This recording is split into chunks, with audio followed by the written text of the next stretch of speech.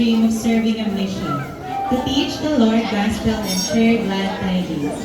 But dreams don't always come easy, especially when your pockets are empty and your family barely makes it day to day.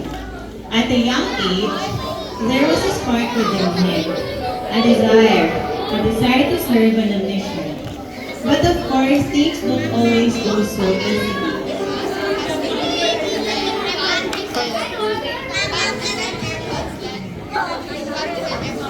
After graduating from high school at 16, he worked as a pedicab driver, chapel custodian, and internet cafe staff for years just to save money and prepare for his mission. He strived every day just so he could make ends meet and fulfill his dreams of becoming a missionary. Dave, thank you for the hard work.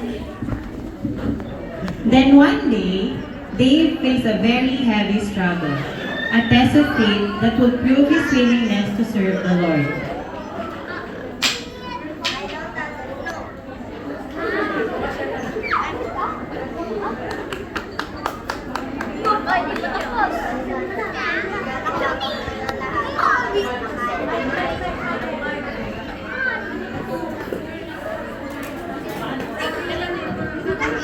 Ulo.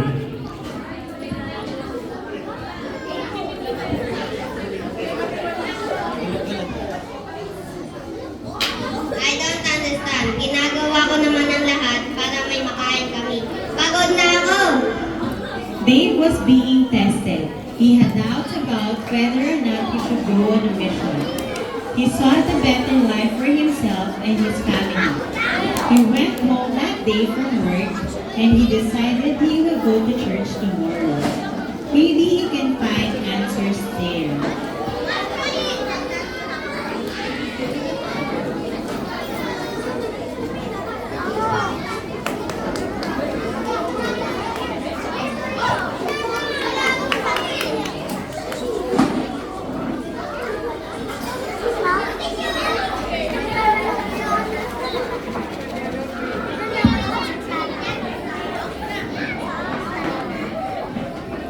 Good morning, brothers and sisters. Ako po si Tita. Today, mag-sising tayo call to church. Ready, sing.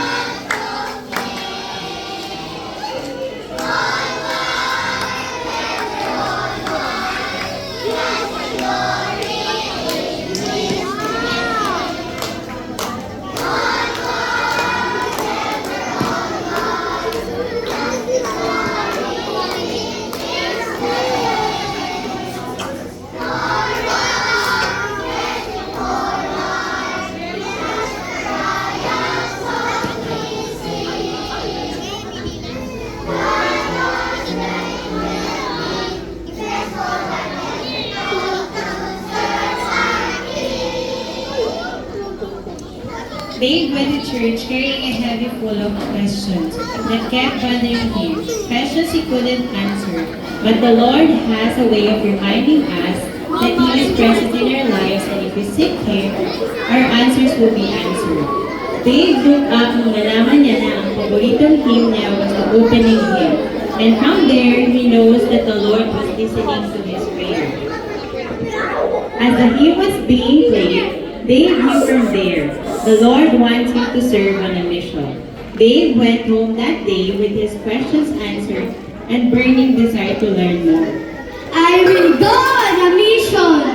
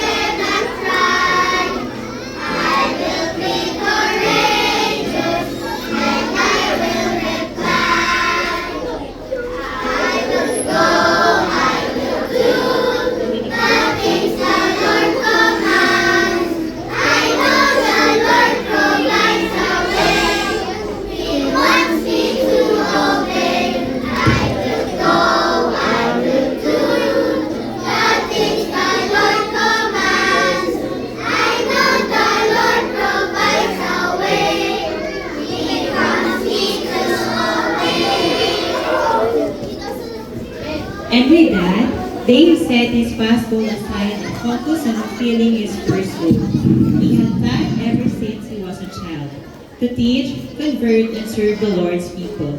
By that time, the temptation to keep earning money was no longer an issue for him. He resigned from his job and fully committed himself to the MTC. His focus shifted completely to preparing spiritually and emotionally for the mission. Dave had created for himself a strong testimony and unforgettable memories as he was called to serve on a mission. He didn't just open doors when he served, he also opened the hearts of many people.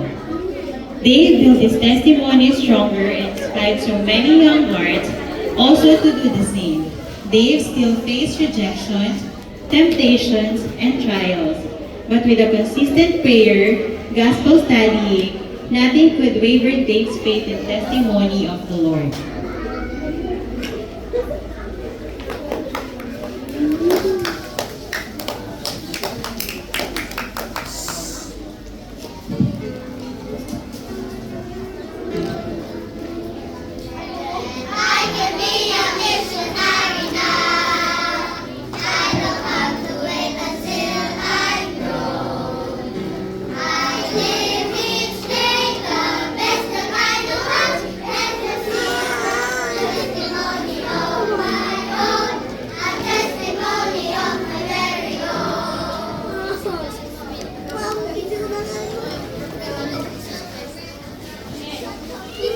Dave come back home with honor and strong testimony.